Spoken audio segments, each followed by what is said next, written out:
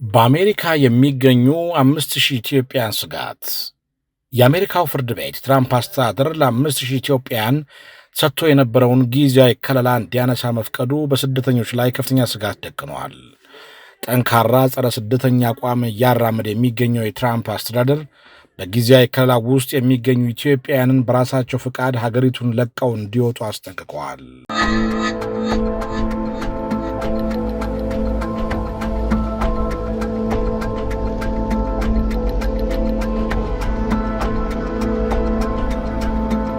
ራሳቸው ፍቃድ ከአሜሪካ ካልወጡ አስሮ እንደሚያባርራቸው በይፋ ማስጠንቀቂያ መስጠቱን በኢትዮጵያውያን ላይ ድንጋጤ ፈጥሯል። ለመሆኑ 5,000 ኢትዮጵያውያን ከመባረር የሚተርፉበት ዕድል ይኖር ይሆን? ጥገኝነት መጠየቅ የሚችሉባቸው ሕጋዊ አማራጮችስ ምንድን ናቸው? የሚለውን ጥያቄ የሚመልስ ዝግጅት የአሜሪካ የሕግ ባለሙያዎችን ሐሳብ አካተንም ይዘንላችሁ ቀርበናል። ጤና ይስጥልን። ይህ መጽሔት ቱዴይ ነው።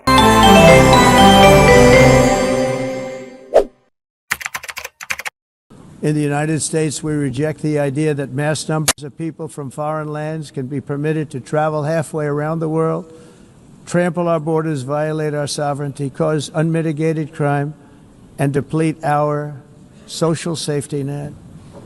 We have reasserted that America belongs to the American people, and I encourage all countries to take their own stand in defense of their citizens as well. You have to do that because I see it. በአሜሪካ የሚገኝ የፌዴራል ፍርድ ቤት ከ5,000 በላይ ለሚሆኑ ኢትዮጵያውያን የተሰጠውን በሀገሪቱ የመኖርና የመስራት መብት ሕጋዊ ከለላ የአሜሪካው ፕሬዚደንት ዶናልድ ትራምፕ አስተዳደር እንዲያቆም ፈቅደዋል።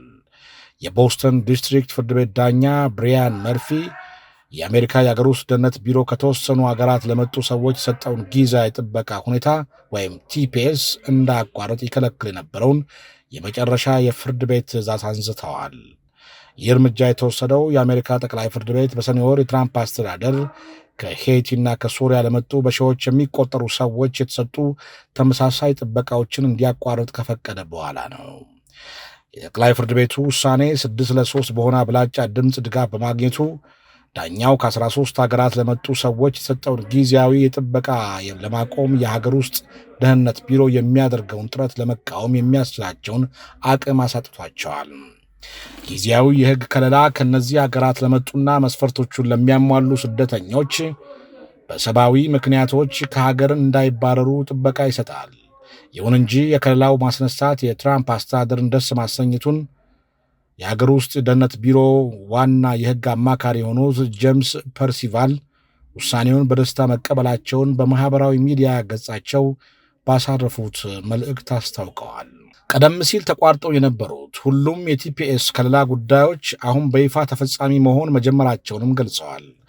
ለኢትዮጵያ ተሰጥቶ የነበረው ጊዜያዊ ከለላ መቋረጥ በበርካታ ኢትዮጵያውያንና ለአፍሪካውያን ስደተኞች መብት የሚታገለው አፍሪካን ኮሚኒቲስ ቱጌዘር በተሰኘው የመብት ተሟጋች ቡድን ዘንድ ተቃውሞ አስነስተዋል። ቡድኑ ማክሰኞ ዕለት በተላለፈው ውሳኔ ቅር እንደተሰኘ በመግለጫው አስታውቋል።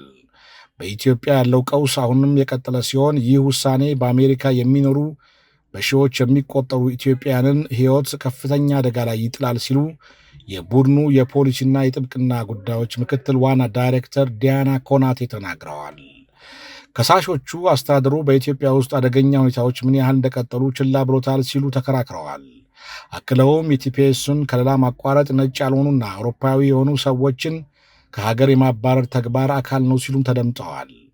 ጊዜያዊ ጥበቃ የሚሰጥበት ሁኔታ ቲፒኤስ በተፈጥሮ አደጋዎች፣ በጦርነቶች ወይም በሌሎች ከባድ ክስተቶች ለተጎዱ ሀገራት ዜጎች የሚሰጥ ከለላ ነው።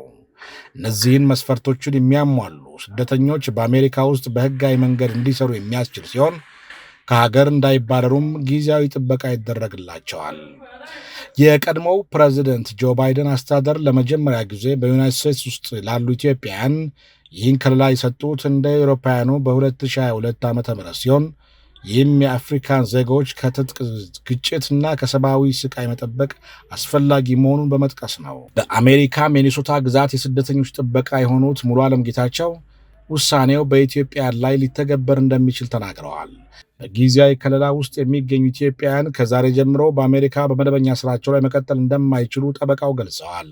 ጠበቃው እንደሚሉት ጊዜያዊ ከለላው ሲሰጥ ኢትዮጵያ ውስጥ የነበረው ሁኔታ አሁን ላይ ተባብሶ መቀጠሉን ተናግረዋል። ይሁን እንጂ የትራምፕ አስተዳደር ጊዜያዊ ስደተኞችን ከለላ እያነሳ የሚገኘው የሀገራትን ወቅታዊ ሁኔታ ያገናዘበ አይደለም የሚሉት ጠበቃው ለምሳሌም በእርስ በርስ ጦርነት ውስጥ የምትገኘው የጎረቤት ሀገራት ሱዳንን ከለላ መነሳት አንስተዋል። የትራምፕ አስተዳደር አሁን ላይ ትኩረት ያደረገው ስደተኞችን በተለይ ጥቁሮችን ለማባረር መሆኑን ገልጸዋል። ለዚህም የትራምፕ አስተዳደር የኢኮኖሚ የበላይነት ላላቸው ለደቡብ አፍሪካ ነጮች የሰጠው ልዩ የስደተኝነት መብትም አንስተዋል። የጊዜያዊ ከለላቸው የተነሳባቸው ኢትዮጵያን ከመባረር ለመትረፍ በአሜሪካ ኢሚግሬሽን የሕግ አግባቦች ተጠቅመው ወደ ሌላ አማራጭ ፍለጋ መንቀሳቀስ ይጠበቅባቸዋል። ስደተኞቹ ጊዜያዊ ከለላ ያገኙበት አካሄድ የተለያየ በመሆኑ እንደተጠበቀ ሆኖ መከተል ያለባቸው ጉዳዮች የሚከተሉት ናቸው። ቲፒኤስ ማብቃቱ ራሱ ሌላ የኢሚግሬሽን መብቶችን እንደማይገድብ ጠበቃው ጠቁመዋል። አሁን ባለው የትራምፕ አስተዳደር አካሄድ የሕግ አግባቦች ለመተግበራቸው እርግጠኛ መሆን ባይቻልም እያንዳንዱ ሰው በራሱ የኢሚግሬሽን ታሪክ መሠረት ሌላ የሕግ አማራጭ መከተል ይችላል።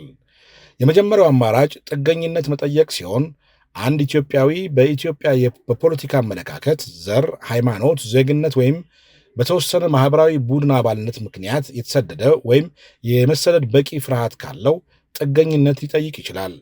ከተፈቀደ በኋላ ግሪን ካርድ ለማግኘትም መንገድ ይከፍታል። ነገር ግን ጊዜያዊ ከለላ ውስጥ ስለቆዩ ብቻ የጥገኝነት ማመልከቻ ተቀባይነት አያገኝም። የግል የስደት ምክንያትና ማስረጃ ያስፈልጋል። ነገር ግን ጊዜያዊ ከለላ ውስጥ ስለቆዩ ብቻ የጥገኝነት ማመልከቻ ተቀባይነት አያገኝም። የግል የስደት ምክንያትና ማስረጃ ያስፈልጋል። በአሜሪካ የጥገኝነት የ1 ዓመት የማመልከቻ ጊዜ ሕግ ያለ ሲሆን ወደ ቀጣይ እርምጃ ለመሸጋገር ጠበቃ ማነጋገር ይመከራል። ጥገኝነት ለማግኘት የማይበቃ ሁኔታ ቢኖርም ሰውየው ወደ ኢትዮጵያ ከተመለሰ ከከፋ ስደት የሚደርስበት ከ50 በመቶ በላይ ዕድል ካለ ዊዝሆልዲንግ ኦፍ ሪሙቫል ሊጠይቅ ይችላል። ይህ ወደ አደጋው አገር እንዳይመለስ ይጠብቃል። ነገር ግን እንደ ጥገኝነት ግሪን ካርድ የሚያስገኝ አይደለም። In the United States, we reject the idea that mass numbers of people from foreign lands can be permitted to travel halfway around the world, trample our borders, violate our sovereignty, cause unmitigated crime, and deplete our social safety net. We have reasserted that America belongs to the American people, and I encourage all countries to take their own stand in defense of their citizens as well. You have to do that because I see it. ሌላው አማራጭ ኮንቬንሽን አጌንስት ቶርቸር ወይም ሲኤቲ ሲሆን አንድ ሰው ወደ ኢትዮጵያ ከተመለሰ በመንግስት የሚፈጸም ማሰቃየት የሚያጋጥመው ከሆነ ጥበቃ ሊያገኝ ይችላል። ነገር ግን የትራምፕ አስተዳደር አሁን ላይ የሀገራትን ወቅታዊ ሁኔታ ከግምት እያስገባ እንዳልሆነ የተገለጸ ነው። በቤተሰብ ወይም በስራ የሚገኝ ግሪን ካርድ መፈለግ ሌላኛው አማራጭ ነው። ቲፒኤስ ያለው ሰው የአሜሪካ ዜጋ የሆነ ባለቤት ወይም ልጅ ካለው ወይም የሥራ ስፖንሰር ሊያደርገው ከቻለ አጀስትመንት ኦፍ ስታተስ ወይም ሌላ የኢሚግራንት ቪዛ የማግኘት ዕድል ሊኖር ይችላል። ነገር ግን ቲፒኤስ መኖሩ ብቻ ሁሉንም የስታተስ ወይም አጀስትመንት መስፈርቶችን አያሟላም። በተለይ እንዴት ወደ አሜሪካ እንደገባና የቀድሞ የኢሚግሬሽን ታሪኩ በጣም ወሳኝ ነው። በጣም አስፈላጊው እርምጃ ቲፒኤስ የሚያበቃበት ቀን ከመድረሱ በፊት ግለሰቡ የራሱን አማራጮች እንዲመረምር የኢሚግሬሽን ጠበቃውን ማነጋገር ይገባል። በተለይ I-589 አፕሊኬሽን ፎር አሳይለም ኤንድ ፎር ዊዝሆልዲንግ ኦፍ ሪሙቫል የሚባለው የአሜሪካ የጥገኝነት ማመልከቻ ማቅረብ ይመከራል። ከዚህ በፊት የነበረ ሪሙቫል ኦርደር ወይም የወንጀል ታሪክ ወደ አሜሪካ የገባበት መንገድና የቤተሰብ ሁኔታ ውጤቱን በጣም ይቀይራሉ። ኢትዮጵያውያን የኢሚግሬሽን ጠበቃዎች በአስቸኳይ ማናገር እንደሚጠበቅባቸው እየጠቆምን መልካም ዕድል እንዲገጥማችሁ እንመኛለን። ጤና ይስጥልን። ሰላም ለኢትዮጵያ። ይህ መጽሔት ቱዴይ ነው።